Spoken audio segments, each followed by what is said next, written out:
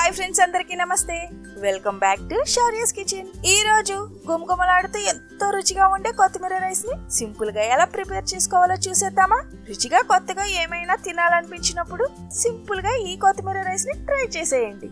అన్ని రెడీగా ఉంటే 10 నిమిషాల్లో రెడీ అయిపోయే లంచ్ బాక్స్ రెసిపీ అండి.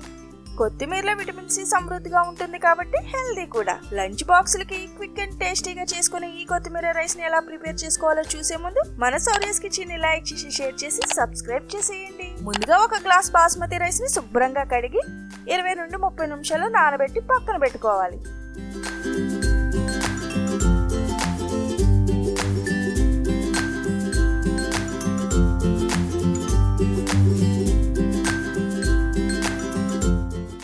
తర్వాత ఒక గిన్నెలో లీటర్ నీళ్లు పోసుకుని 2 టేబుల్ స్పూన్ల ఆయిల్, 1 స్పూన్ ఉప్పు కూడా వేసి నానబెట్టిన రైస్ ని ఇందులో వేసుకుని అన్నాన్ని 90% ఉడకనివ్వాలి. అన్నం ఉడికాక చేతితో నొక్కి చూస్తే పలుకుగా ఉండాలి. ఇలా ఉన్నప్పుడు గంజి అంతా వాచి గాలికి ఆరనిస్తే అన్నం పొడి పొడిగా చక్కగా వస్తుంది. అన్నం చల్లారేలోపు తాజాగా ఉన్న ఒక చిన్న కొత్తిమీర కట్టని తీసుకుని కాళ్లతో సహా శుభ్రంగా కడిగి తీసుకోవాలి. మిక్సీ జార్లో 2 ముక్కలుగా చేసుకున్న ఒక 6 పచ్చిమిర్చిని, 5 లేక 6 వెల్లుల్లిపాయ గుళ్ళని, 1 గుప్పెడు పుదీనా, చిన్న కట్ట కొత్తిమీర, 2 స్పూన్ల ఆయిల్ వేసుకుని అవసరమైతే కొద్దిగా నీటిని చేర్చుకుని ఇలా మెత్తని పేస్ట్ చేసుకోవాలి. తర్వాత మందపాటి గిన్నె పెట్టుకుని గ్యాస్ సిమ్ లో ఉంచి 3 లేక 4 స్పూన్ల ఆయిల్ వేసుకుని 1 స్పూన్ నెయ్యి వేసి కరిగించుకోవాలి.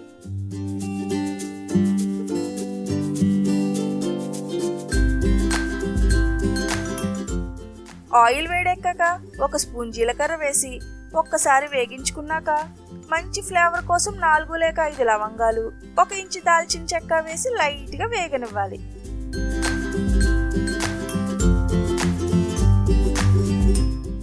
తర్వాత 3 ఎండుమిర్చి ముక్కలను వేసి ఒకసారి వేగించుకుని వెంటనే 10 నుండి 15 జీడిపప్పులు వేసి ఎర్రగా ఫ్రై చేసుకోవాలి.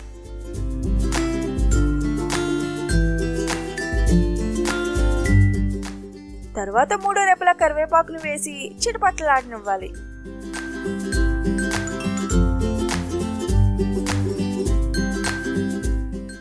వెంటనే మిక్సీ పట్టుకున్న కొత్తిమీర పేస్ట్ ను కూడా వేసి గ్యాస్ హైలో ఉంచి గరిటెతో కలుపుకుంటూ ఇలా ఆయిల్ సపరేట్ అయ్యే వరకు ఫ్రై చేసుకోవాలి.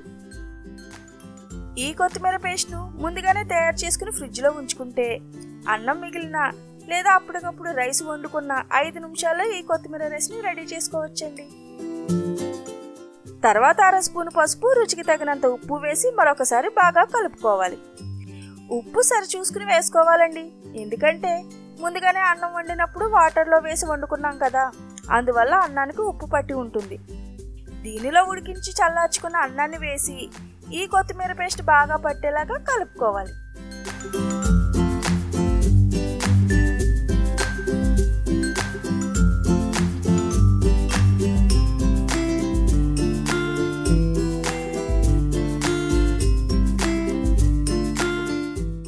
మీ రుచికి సరిపడే ఉప్పు ఉందో లేదో ఒక్కసారి సరి చేసుకుని మరి కాస్త నెయ్యి వేసి కలుపుకుని గ్యాస్ ఆఫ్ చేసుకుంటే చాలండి.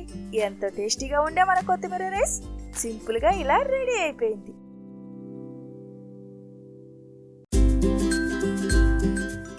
జీడిపప్పులు పంటికి తగులుతూ కొత్తిమీర ఫ్లేవర్ తో నిమ్మకాయ పిండిని ఉల్లిపాయ ముక్క పెట్టుకుని తింటే ఈ కొత్తిమీర రైస్ భలే రుచిగా ఉంటుందండి.